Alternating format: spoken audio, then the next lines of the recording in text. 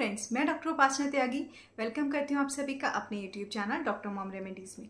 आज की वीडियो में मैं बात करूँगी पॉलीहाइड्रोमेनॉस के बारे में। और अगर आपको पॉलीहाइड्रोमेनॉस है तो आपकी कैसी डिलीवरी होनी चाहिए, नॉर्मल होनी चाहिए, सी सेक्शन होनी चाहिए, मोड ऑफ डिलीवरी के बारे में बात करेंगे। अगर वीडियो आपको अच्छी लगे तो लाइक कीजिएगा, औरों के साथ शेयर कीजिएगा। कोई क्वेरी हो आप कमेंट कर सकते हैं। चैनल को सब्सक्राइब कर लीजिए, नोटिफिकेशन बेल आइकन ऑन कर दीजिए कि आने वाली सभी वीडियोस की नोटिफिकेशन मिले। और अगर आप चाहें तो मुझे इंस्टाग्राम पर भी फॉलो कर सकते हैं। तो चलिए वीडियो को स्टार्ट करते हैं। मुझे बहुत ज़्यादा कमेंट्स रिसीव होते हैं पॉलीहाइड्रोमेनॉस के ऊपर। मैंने एक अपनी जर्नी शेयर करते हुए वीडियो बनाई थी उसके ऊपर। मोस्ट ऑफ द टाइम मैं ट्राई करती हूँ कि रिप्लाई कर दूँ, बट कब इतने सारे कमेंट्स होते हैं तो रिप्लाई नहीं हो पाता। तो मुझे लगा कि कुछ एक ऐसी वीडियोस, कुछ ऐसे टॉपिक्स, ऐसे डाउट्स पॉलीहाइड्रोमेनॉस के बारे में मुझे आपके साथ शेयर ज़रूर करने चाहिए, और स्पेसिफिकली अपनी जर्नी से रिलेट करते हुए मैं वो आपके साथ शेयर करूँगी। मोड ऑफ डिलीवरी, पॉलीहाइड्रोमेनॉस क्या होता है, क्यों होता है, वो अगर आपके डॉक्टर ने आपको बोला है पॉलीहाइड्रोमेनॉस है तो आपको पता होगा, मतलब कि गर्भ में बच्चे के आसपास जो पानी है वो ज़्यादा है, एमनियोटिक फ्लूइड का लेवल ज़्यादा है।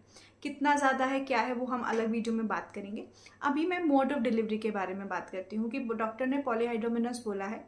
फीमेल्स की सबसे बड़ी प्रॉब्लम शुरू से इस बात को लेके परेशान हो जाती हैं कि क्या हमारी नॉर्मल डिलीवरी हो सकती है। फर्स्टली पॉलीहाइड्रोमेनॉस है, कुछ चीज़ें समझना बहुत ज़रूरी है। पानी का लेवल ज़्यादा है। अगर पानी का लेवल ज़्यादा है और नॉर्मल डिलीवरी के टाइम आप प्रेशर लगा रही हैं, उस टाइम पर मेम्ब्रेन रप्चर होने का चांस हो सकता है। कॉम्प्लिकेशन रिस्क ज़्यादा है। एकदम से जब वो आपका मेम्ब्रेन रप्चर हो गया, या मान लीजिए फोर्सफुली जब बच्चा बाहर आ रहा है, तो प्लेसेंटा जो है, जो गर्भनाल है, आपने देखा होगा जब बच्चा बाहर आ जाता है तब उसे काटते हैं, तो ऐसा हो सकता है कि वो उधर से यूट्रस से हट जाए, एकदम से बच्चे से हट जाए, या इस तरह की कोई भी ऐसी कॉम्प्लिकेशन हो सकती है अगर आप नॉर्मल डिलीवरी के बारे में सोच रही हैं और आपको पॉलीहाइड्रोमेनॉस है। लेकिन बहुत सारे ऐसे केसेस भी हैं जिसमें पॉलीहाइड्रोमेनॉस में नॉर्मल डिलीवरी ट्राई की गई तो नॉर्मल डिलीवरी हो गई। इसके अलावा क्या हो सकता है कि अर्ली लेबर के चांसेस होते हैं पॉलीहाइड्रोमेनॉस में, क्योंकि प्रेशर ज़्यादा हो जाता है तो प्री टर्म लेबर होने के चांसेस होते हैं।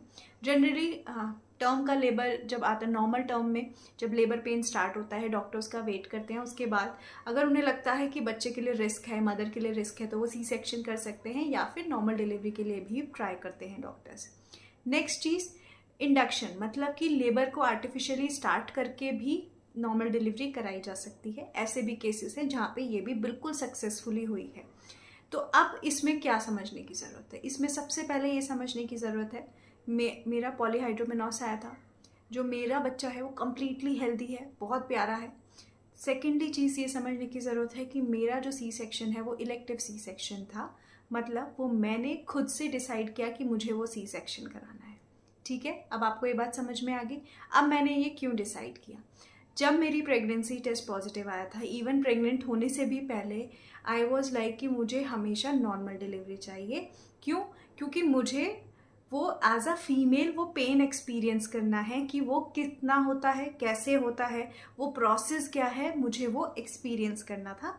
ये हमेशा से मेरे माइंड में रहता था। दूसरा, मेरी जो पेन बियरिंग कैपेसिटी है, थ्रेशोल्ड है, वो अच्छा है, मैं दर्द सह लेती हूँ। तो मुझे ये था कि क्योंकि मैं हमेशा से, हम लोग ने सोचा है कि हम एक ही बेबी प्लान करेंगे, तो मैं जो है नॉर्मल डिलीवरी के लिए जाऊंगी, और उसके बाद फिर बेबी अनटिल अनलेस कि कोई ऐसी हो जाए कि भाई सी सेक्शन ही करवाना है तो बात अलग है। अदरवाइज शुरू से ये था कि नॉर्मल डिलीवरी के बारे में सोचना है। फर्स्ट चीज़। सेकेंड चीज़, ये जो मेरा सी सेक्शन है ये इलेक्टिव सी सेक्शन है, मतलब कि ये मैंने खुद अपने डॉक्टर से डिस्कस करा, और मुझे ये लगा कि क्योंकि पॉलीहाइड्रोमेनॉस की कंडीशन आ रही है, हम नॉर्मल भी सोच सकते हैं, लेकिन क्योंकि मुझे पता है कि कॉम्प्लिकेशन भी हो सकती है, तो कुछ ऐसी कॉम्प्लिकेशंस होती हैं जो आपके हाथ में नहीं होती हैं, बिल्कुल भी आप जिनको कंट्रोल नहीं कर सकते हैं। जो होनी है वो होनी है, लेकिन जो कॉम्प्लिकेशन मेरे हाथ में है उसको मैं खुद से क्यों अपने बच्चे के लिए आऊँ? क्योंकि मैं हमेशा से ये मानती हूँ, इवन मैं अपने व्यूअर्स को भी ये बोलती हूँ, mode of delivery doesn't matter, what matters is कि एक हेल्दी बेबी आपके हाथ में आए, दूसरा जो है मदर हेल्दी रहे। ये दो चीज़ें बहुत इंपॉर्टेंट है। थर्ड, एक और चीज़ बहुत इंपॉर्टेंट है कि आपका डॉक्टर क्या बोल रहा है, आपके डॉक्टर को किस चीज़ में कॉन्फिडेंस है। आप अपने डॉक्टर के पीछे पड़ जाइए कि मेरी डिलीवरी बिल्कुल नॉर्मल करनी है, लेकिन आपके डॉक्टर को नहीं लग रहा कि ये केस में नॉर्मल डिलीवरी हो सकती है, तो हो सकता है कि कॉम्प्लिकेशन और बढ़ जाए। दूसरा, आप खुद से ही बोल रहे हैं सी सेक्शन, आपका डॉक्टर कह रहा है अरे नॉर्मल हो जाएगी, तो ये भी ठीक नहीं है, ठीक है ना। तो इसलिए लिसन टू योर डॉक्टर्स। अगर आपने उसको इतनी बड़ी जिम्मेदारी दी है, अब इसमें कुछ ऐसे भी है कि लोगों को लगता है कि अब डॉक्टर्स ने ये धंधा बना लिया है सी सेक्शन का, ये चलिए बना भी लिया है तो आप खुद ही तो उस डॉक्टर के पास गए हैं ना, आपने उस पर इतना ट्रस्ट किया है कि आप अपनी ये पूरी प्रेगनेंसी की जर्नी, अपने लाइफ का इतना इंपॉर्टेंट फेज, इतना इंपॉर्टेंट एस्पेक्ट कि एक बेबी जो आपकी लाइफ में आने वाला है, आपका फैमिली मेम्बर, वो आप उसके लिए उस डॉक्टर के पास गए हैं, तो हैव सम फेथ, उसके ऊपर कुछ तो विश्वास आप रखिए। अदरवाइज आप डॉक्टर चेंज कीजिए, एक ऐसे डॉक्टर के ऊपर जिस पे आपको, जिसकी बातों पर ही विश्वास नहीं है, आप उससे अपनी डिलीवरी करा क्यों रहे हैं फर्स्टली। सेकेंडली, डॉक्टर पे बिलीव कीजिए, जैसे डॉक्टर बोल रहे हैं उसके ऊपर ध्यान दीजिए। नेक्स्ट, मोड ऑफ डिलीवरी कैसी होगी मुझे बिल्कुल नहीं फर्क पड़ता था।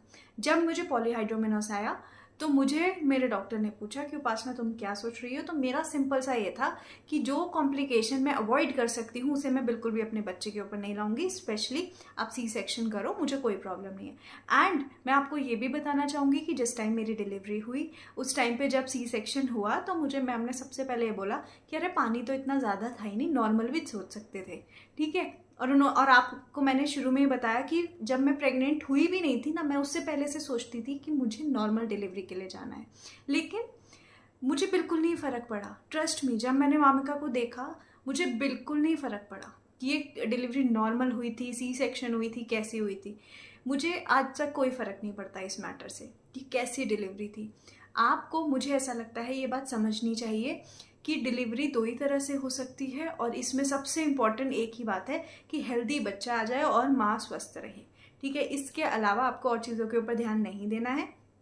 पॉलीहाइड्रोमेनोस के केस में क्या करना है वो आप बेटर है अपने डॉक्टर से डिस्कस करें, रेदर देन ये सोचने के कि उसका क्योंकि पॉलीहाइड्रोमेनोस में नॉर्मल हुआ मैं नॉर्मल जाऊंगी, या उसका सी सेक्शन हुआ तो मैं सी सेक्शन जाऊंगी। देयर आर केसेस जिसमें पॉलीहाइड्रोमेनोस में नॉर्मल डिलीवरी हुई है, देयर आर फ्यू केसेस जिसमें पॉलीहाइड्रोमेनोस में जो है इंडक्शन देकर, मतलब मेडिसिन के थ्रू लेबर स्टार्ट करके उसके बाद डिलीवरी हुई है, और ऐसे केसेस हैं जिसमें मेरे जैसे जिन्होंने खुद से रिस्क फैक्टर को जानते हुए बोला कि मुझे सी सेक्शन जाना है, और ऐसे भी केसेस हैं कि एंड मोमेंट पे एकदम से डॉक्टर ने डिसाइड किया पॉलीहाइड्रोमेनोस में कि सी सेक्शन होगा। तो इस तरह की चीज़ों में अननेसेसरी स्ट्रेस मत लीजिए, क्योंकि आपको उस चीज़ के बारे में इतनी नॉलेज नहीं है। अगर आपको ऐसा लगता है कि मेरा डॉक्टर जो है वो कॉम्पिटेंट एनफ नहीं है, या वो मुझे फोर्सफुली किसी चीज़ के लिए, या वो मेरे प्रॉपर डाउट्स क्लियर नहीं कर रहे हैं, तो आप डॉक्टर चेंज कर लीजिए, आप किसी और से डिस्कस कर लीजिए, कोई और डॉक्टर ले लीजिए, लेकिन ट्रस्ट योर डॉक्टर। मेरी एडवाइस आपको ये है, जितना आप अपने डॉक्टर पे भरोसा करेंगे उतना ही आपका स्ट्रेस लेवल कम रहेगा।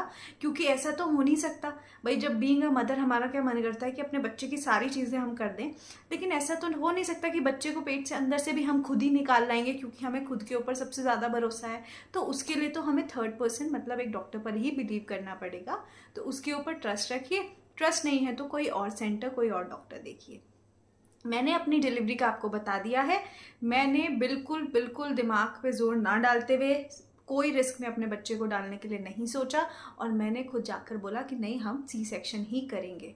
और जबकि मैं सिर्फ नॉर्मल डिलीवरी के बारे में चाहती थी, क्योंकि मैं पहले से ही सोचती थी कि मुझे नॉर्मल डिलीवरी करनी है, क्योंकि एक बार वो पेन देखूंगी कि कैसा होता है, एक ही बच्चा बनाना है तो ज़रूर एक बार देखूंगी। लेकिन वामिका के केस में जब वामिका का मैंने चेहरा देखा, ट्रस्ट मी, मैं तो ये भी भूल गई कि डिलीवरी नॉर्मल थी, सी सेक्शन थी, मुझे कोई नहीं फ़र्क पड़ा। मेरे लिए सबसे इम्पॉर्टेंट ये था ये बिल्कुल हेल्दी है, एकदम नॉर्मल है, और कोई भी कॉम्प्लिकेशन नहीं हुई।